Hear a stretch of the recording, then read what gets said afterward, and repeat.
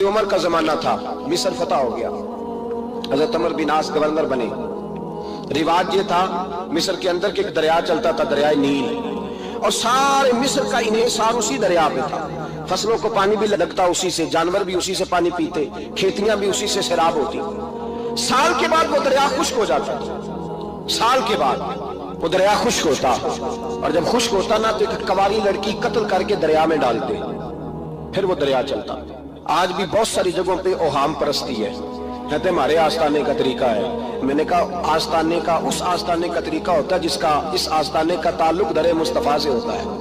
बाकी किसी आस्ताने का अपना कोई जाती तरीका नहीं। तरीका वो जो मेरे नबी पाक का तरीका है, उससे हटकर कौन सा तरीका है? हमारे आस्ताने का तरीका है, हमारी ये रस्म है, हमारा ये रिवाज है। उठा के भाग जाओ रस्म और रिवाज।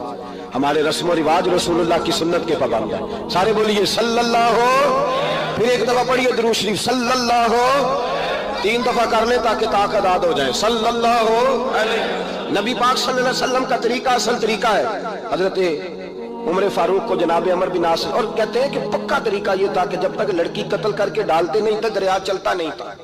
हजरत उमर को खत लिखा का हुजूर ये मामला है, और लोग मुझे यही कहते हैं। मैंने लोगों को समझाया है कि इस्लाम जुल्म का हुक्म नहीं देता, जुल्म की इजाजत नहीं देता, कैसे लड़की कत्ल की जाए। अब आप बताएं क्या करना है। हजरत उमर ईमान, यकीन, इस्तिकामत, पहाड़ है ये लोग। हजरत उमर ने 2 खत लिखे, एक हजरत अमर बिन आस के नाम, दूसरा दरियाए नील के नाम। 2 खत लिखे, एक खत लिखा दरिया के नाम, एक खत लिखा अमर बिन आस गवर्नर के नाम। गवर्नर के नाम खत लिखा तो फरमाया जितने यहूदी हैं, ईसाई हैं, कमजोर ईमान वाले, सबको दरियाए नील पे ले जा, और मेरा ये दूसरा खत दरिया में डाल दे और सबके सामने डालना।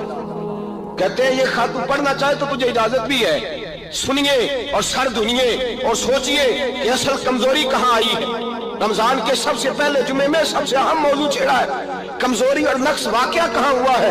हजरत सैयदना उमर बिन खत्ताब रज़ियल्लाहु ताला अन्हु ने दरिया को मुखातब करके लिखा, हो दरिया, अगर तू कहता है ना कि लड़की कत्ल करके फेंकी जाएगी तो मैं रसूलुल्लाह का मानने वाला हूं, मैं जुल्म नहीं होने दूंगा।